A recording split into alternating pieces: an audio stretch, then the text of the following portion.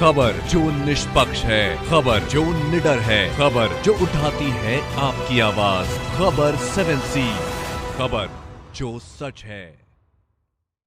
नमस्कार, जुगल किशोर के साथ खबर 7C न्यूज चैनल में आपका स्वागत है। आइए देखते हैं यह रिपोर्ट। अब हम सब लोग दीनदयाल धाम पंडित दीनदयाल उपाध्याय जी की जयंती पर उनकी जन्मस्थली नगला चंद्रभान खरा मथुरा उत्तर प्रदेश में 4 दिवसीय मेले का आयोजन किया गया। इस वर्ष भी बड़े धूमधाम से मेले का आयोजन हुआ। मेले में अन्य जिलों से व अन्य प्रदेशों से नृत्य की प्रदर्शनी भी अनेक कलाकारों द्वारा लगाई गई। किसान प्रदर्शनी, गोवंश पर चर्चा व खादी ग्रामोद्योग, ट्रैक्टर की प्रदर्शनी, आयुर्वेद दवाइयों प्रदर्शनी को अनेकों प्रकार की प्रदर्शित की गई। मेले में माननीय मुख्यमंत्री योगी आदित्यनाथ जी के आने की पूरी उम्मीद थी, लेकिन वर्षा के कारण यात्रा स्थगित करनी पड़ी।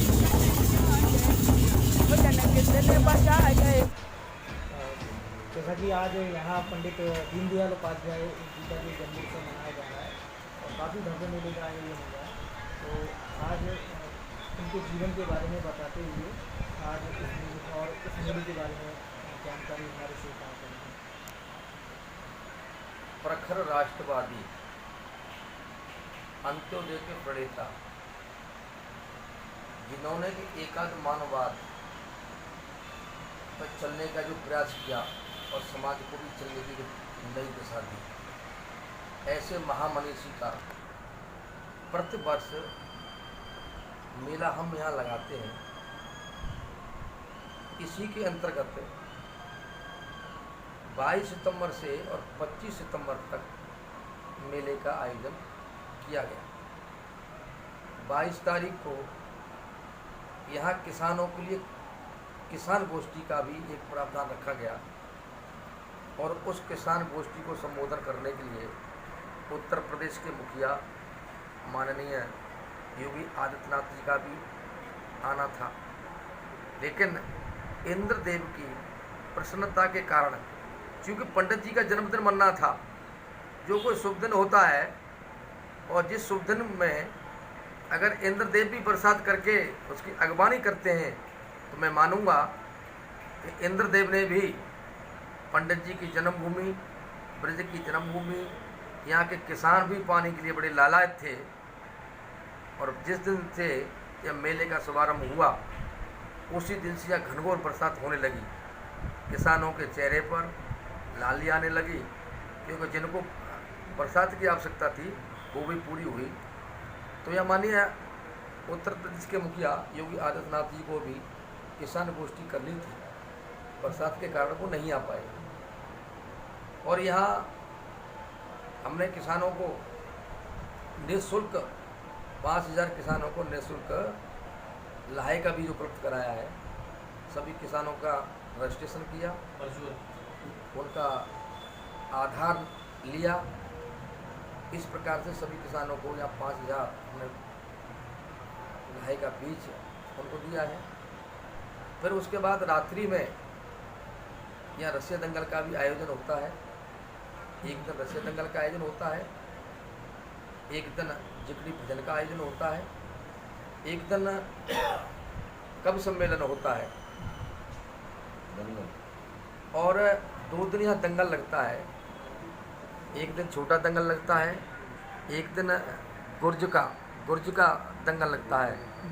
जो पहलवान उस गुर्ज को लगातार 3 वर्ष तक विजय पाएगा, 30 वर्ष में उसको चांदी की गुर्ज, 5 किलो चांदी की है, वो गुर्ज उसको दे दी जाती है।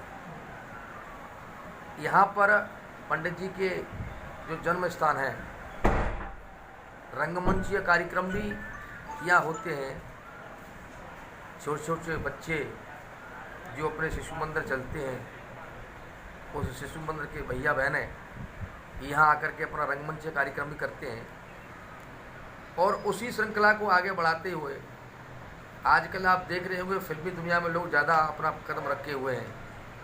पंडित जी के जन्म स्थान से एक पहल और स्टार्ट हुई, या लोकगीत लोग कहना बंद कर दिए, तो अपनी माताओं बहनों के द्वारा या महीने 2 महीने पहले एक सभी क्षेत्र की महिलाओं को, बहनों को ये शिक्षण प्रशिक्षण दिया जाता है कि या लोकगीत की चलना हो, तो लोकगीत भी यहाँ होते हैं। उस लोकगीत भी प्रतियोगिता होती है।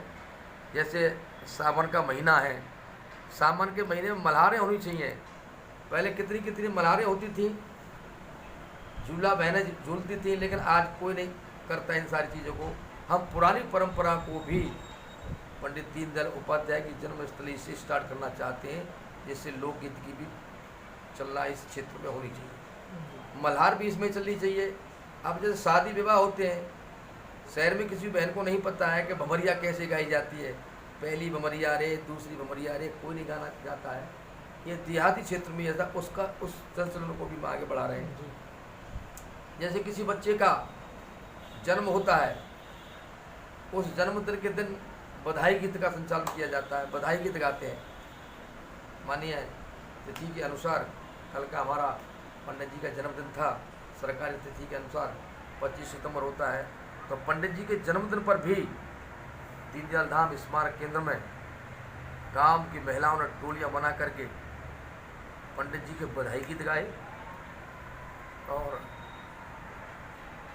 घर घर में दीप प्रज्वलन हुआ। ये सारे काम मेले के माध्यम से हम लोग करने का प्रयास करते हैं और 4 दिन तक जो कार्यक्रम हमारा चलता है, चारों दिन विधिवत हमारे कार्यक्रम रहते हैं। यहाँ हमने वोकल फॉर लोकल की दृष्टि से यह स्टॉल लगाई हुई, आप देख के आएंगे, सरकार की तरफ से स्टॉल लगी है। लोकल चीज़ को ही उत्पादन करना है और उसी को अपने यहाँ बेचना है, क्योंकि लोकल फॉर वोकल होगा तो यहाँ का व्यक्ति स्थापित होगा, यहाँ के व्यक्ति की आर्थिक स्थिति। उसके अलावा भी यहाँ एक विशाल प्रदर्शनी और लगाई गई है। उस प्रदर्शनी के अंतर्गत विभिन्न विभिन्न प्रकार की करीब 150 स्टाइलें दुकानें वहाँ लगी हैं, आप जाकर देखेंगे। जैसे कोई ट्रैक्टर की एजेंसी है, वो अपने ट्रैक्टर को प्रदर्शन करने के लिए के आए। ये हमारा कम डीजल में, कम मेंटेनेंस में और किसान को ज़्यादा लाभ देता है। किसान को समझ में आता है, वहाँ से खरीदता है। तो श्री अनिल सिंह जी, तो इनसे हम पंडित दीनदयाल उपाध्याय मेले के बारे में